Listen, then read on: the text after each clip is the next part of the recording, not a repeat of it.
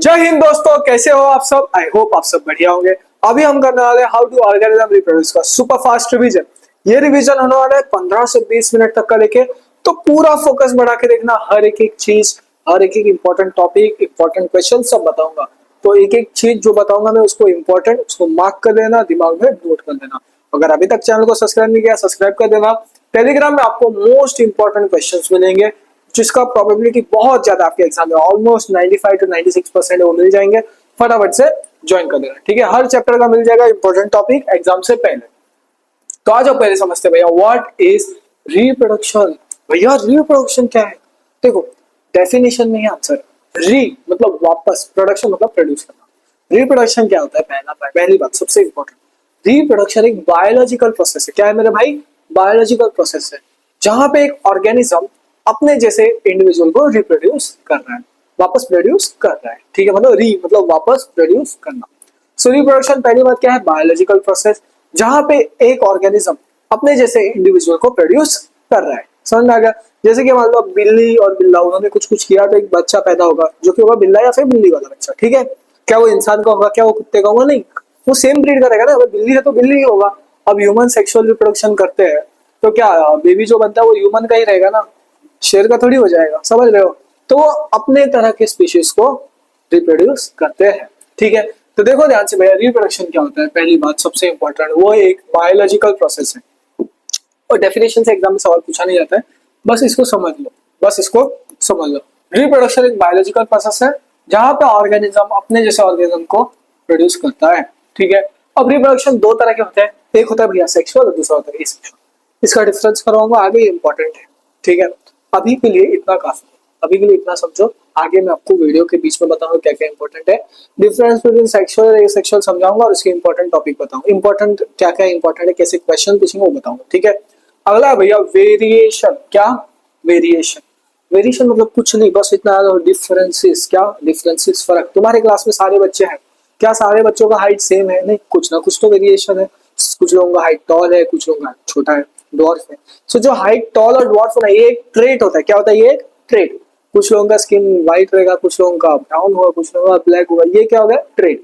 तो ये सब वेरिएशन होगा। वेरिएशन मतलब डिफरेंस, सब अलग अलग है क्लास में, तो उसको बोलते हैं हम वेरिएशन। सो वेरिएशन क्या होता है? डिफरेंसेस। क्या होता है मेरे भाई? Differences among the members of same species. एक ही स्पीशीज में कितने डिफरेंसेस है उसको बोलते हैं हम वेरिएशन। जैसे आप ये हाथी और ये हाथी में देख सकते हो, वेरिएशन कितना क्लियरली दिख रहा होगा, कलर वगैरह सब में। तो वेरिएशन क्या है? Differences in traits among the members of the same species.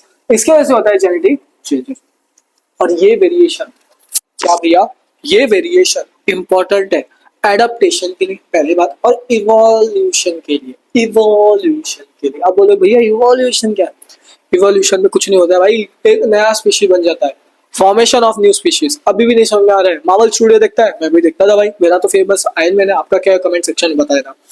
तो एक इंसान रहता है, बाद में गुस्सा आता है, कुछ तो होता है, गुस्सा दिलाता है खुद को और हल्क बन जाता है। क्या बन जाता है? हल्क।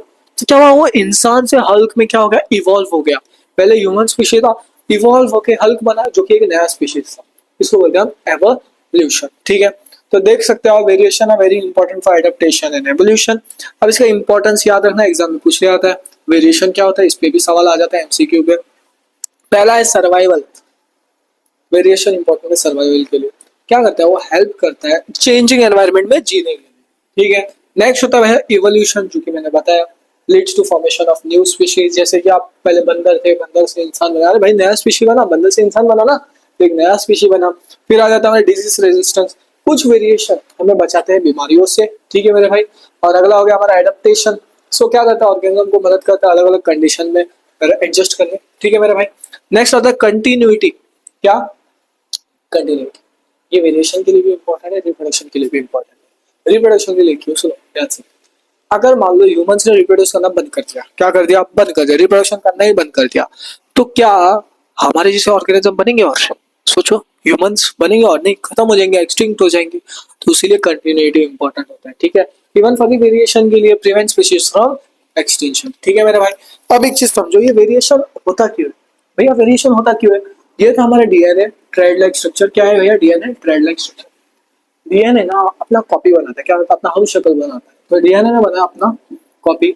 जब डीएनए ने अपना बनाया कॉपी, वहां कुछ ना कुछ करता है गलती, क्या एरर्स लाता है, उन्हीं एरर्स की वजह से होता है भैया हमारा वेरिएशन। क्या होता है? वेरिएशन। ठीक है।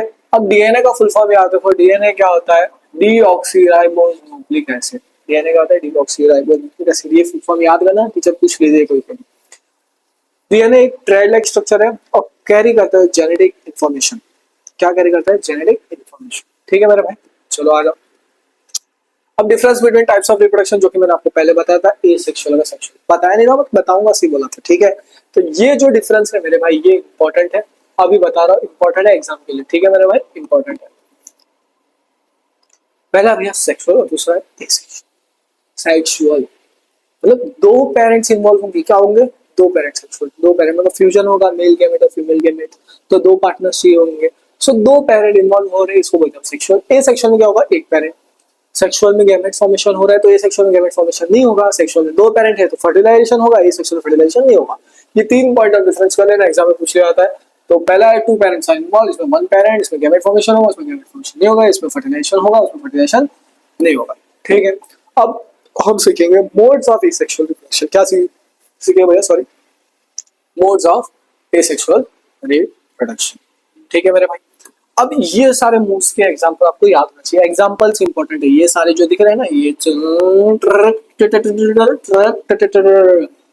इन सारों का आपको एग्जांपल्स पता होना चाहिए, सारे टॉपिक्स। एग्जांपल्स पे सवाल पूछा आता है एमसीक्यू। क्या आता है इधर से? सीधा एमसीक्यू या फिर स्टेटमेंट डिस्कशन आता है, स्टेटमेंट वाले। ठीक है मेरे भाई, स्टेटमेंट डिस्कशन होता है। अब सबसे पहला देखो भैया, हमारा है फिजन। क्या? फिजन। फिजन मतलब क्या? डिवाइड होना। क्या होना मेरे भाई?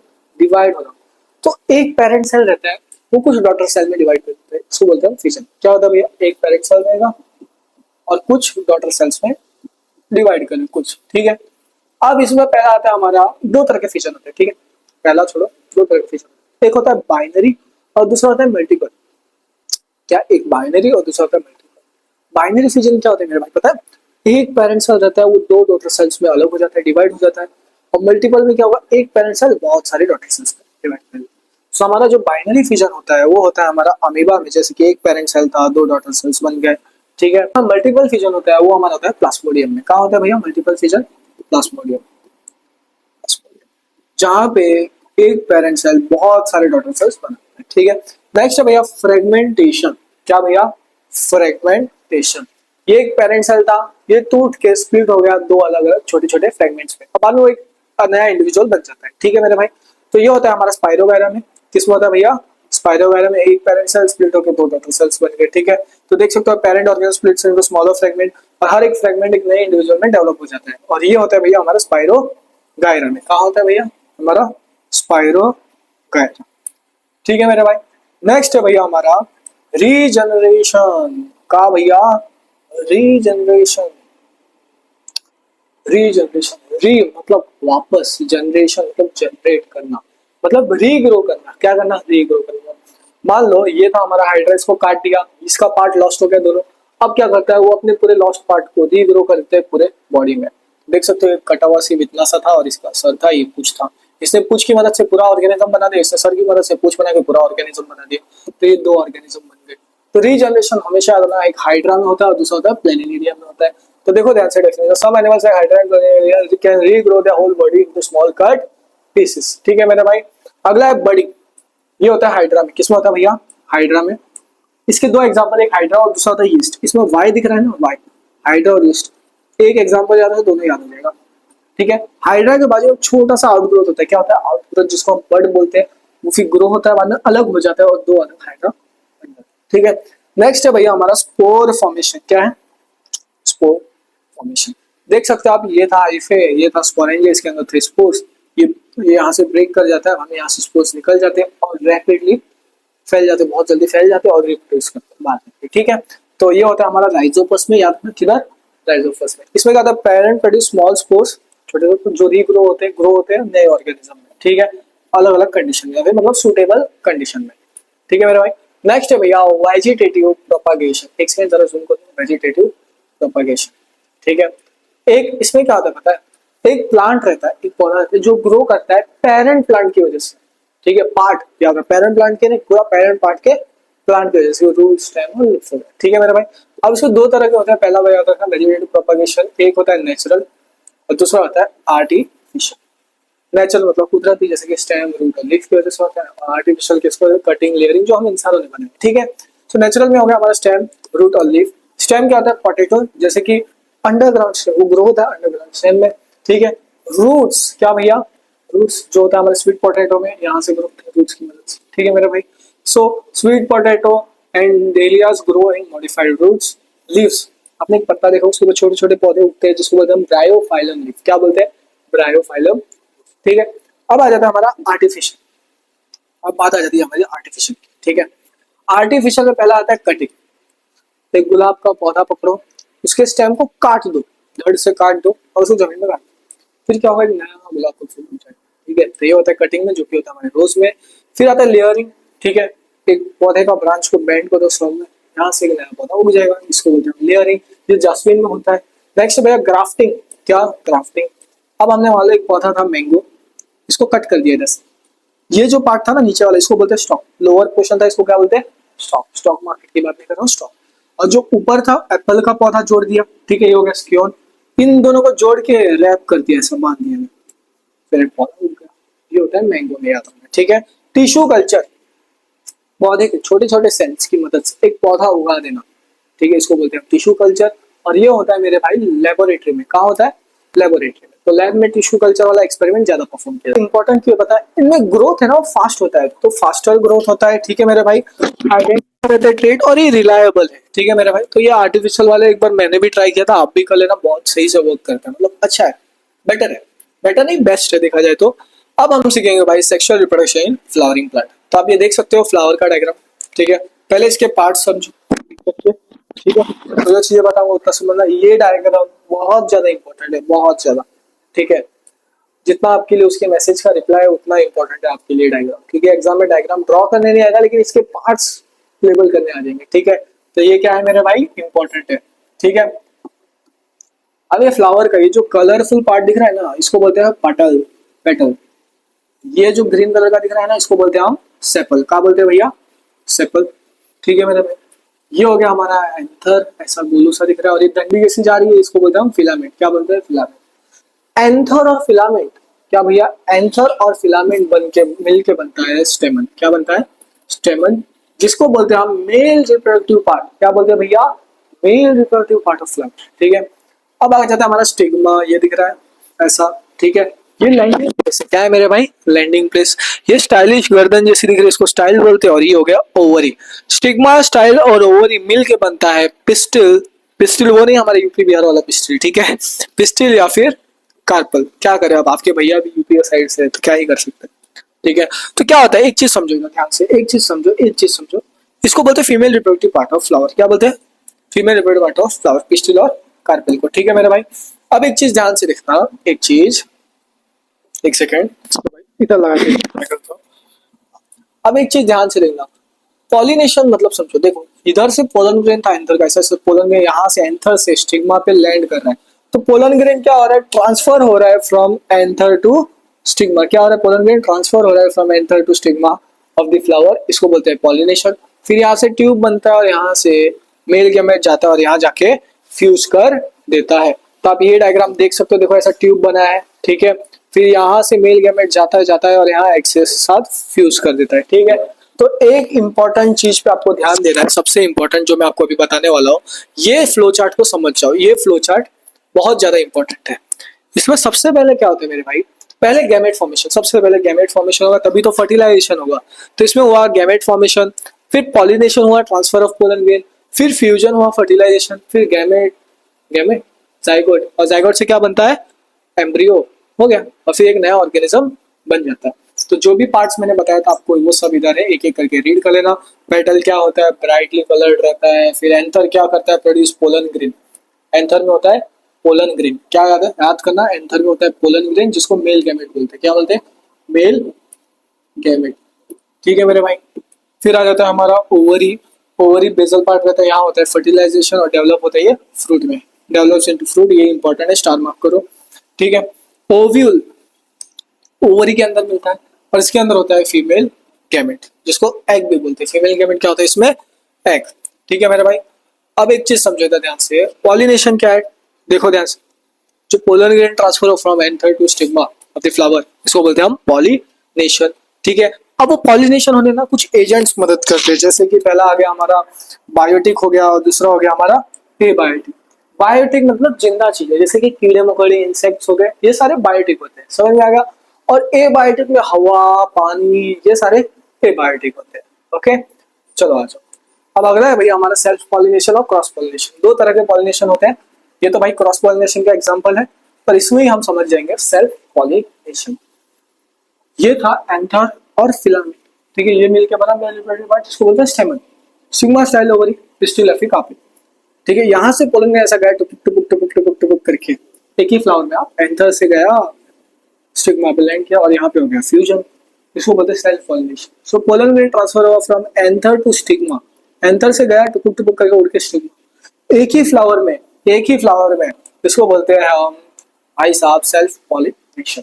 क्रॉस पॉलिनेशन में क्या हो रहा है, इधर से एंथर उड़ उड़ के जा रहे दूसरे फ्लावर पे लैंड कर जा रहे हैं, इसको बोलते हैं क्रॉस पॉलिनेशन। ठीक है, ये कुछ ऐसा हो जाता है जैसे कि कुछ लोगों की शादी कजन्स के साथ हो जाती है, ठीक है, मतलब एक ही घर में।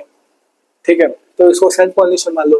क्रॉस पॉलिनेशन जो कि नॉर्मल है, जो कि इसमें अरेंज मैरिज होता है, जो दूर दूर से अलग अलग घर में होता है, वैसे ही हो जाता है। ठीक है, वैसे करके आप याद रख सकते हो। सो हमारा भाई सेल्फ पॉलिनेशन का डेफिनेशन देखो।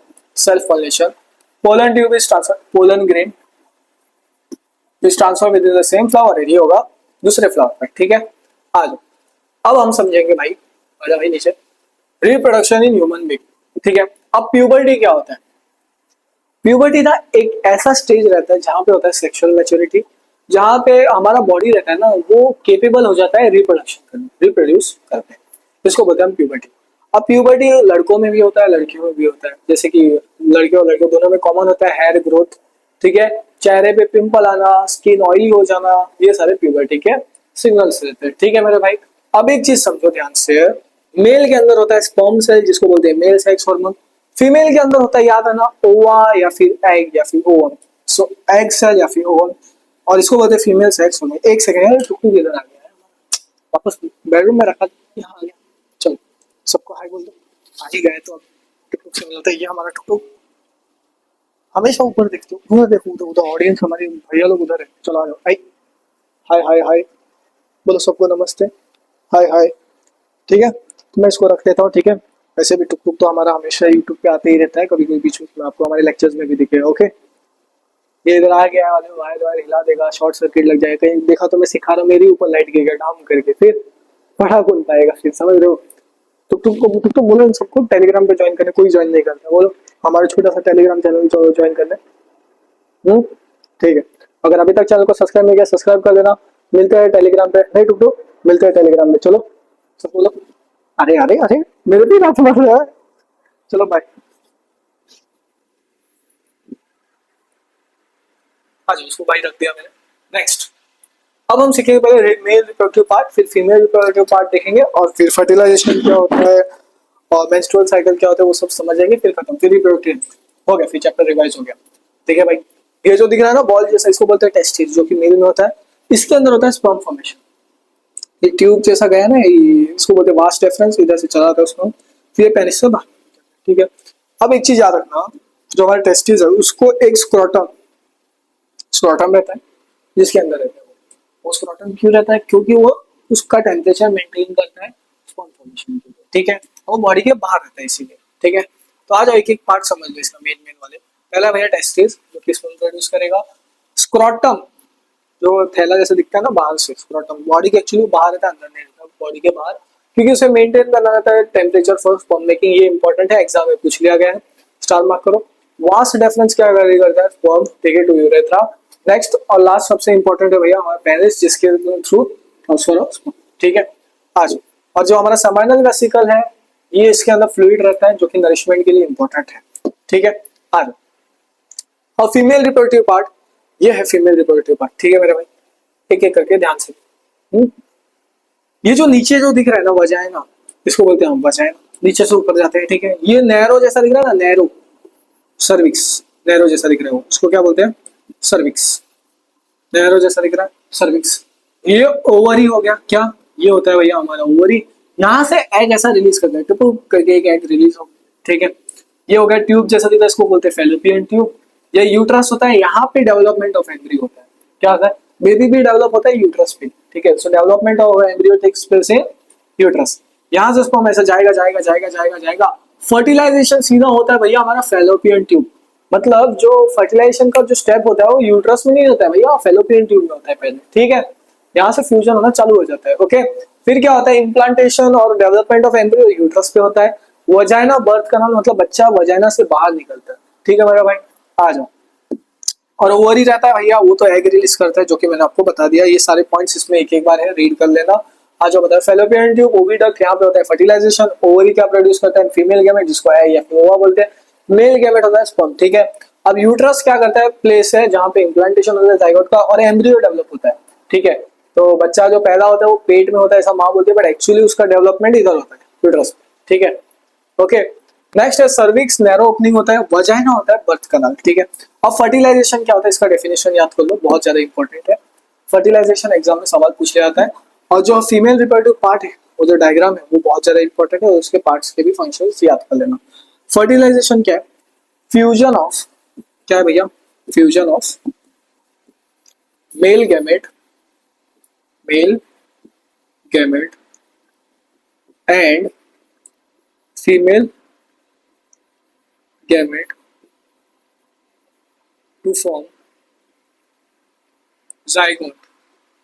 क्या भैया, फ्यूजन हो रहा है मेल गैमेट जो कि होता है हमारा स्पर्म सेल, और female gamete egg to form zygote. इसका डेफिनेशन इंपॉर्टेंट है, एग्जाम के लिए पूछ लिया जाता है, ठीक है। नेक्स्ट है भैया हमारा प्लेसेंटा, ये भी इंपॉर्टेंट है।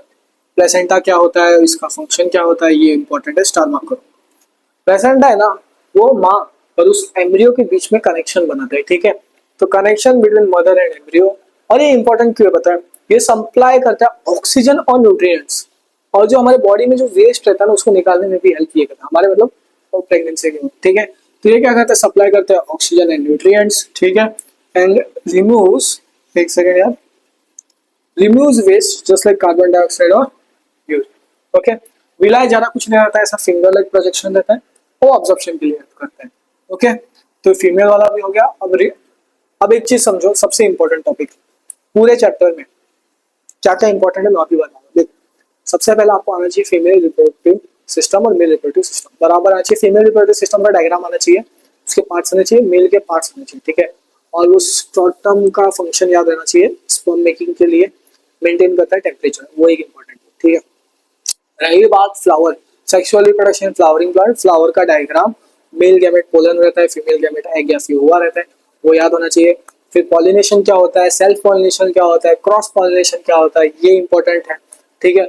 और बस हो गया, इतना ही सब कुछ है। और अब है मेंस्ट्रुअल साइकिल, ये भी इंपॉर्टेंट है, मेंस्ट्रुअल साइकिल इंपॉर्टेंट है, स्टार्ट मार्क करो, ठीक है।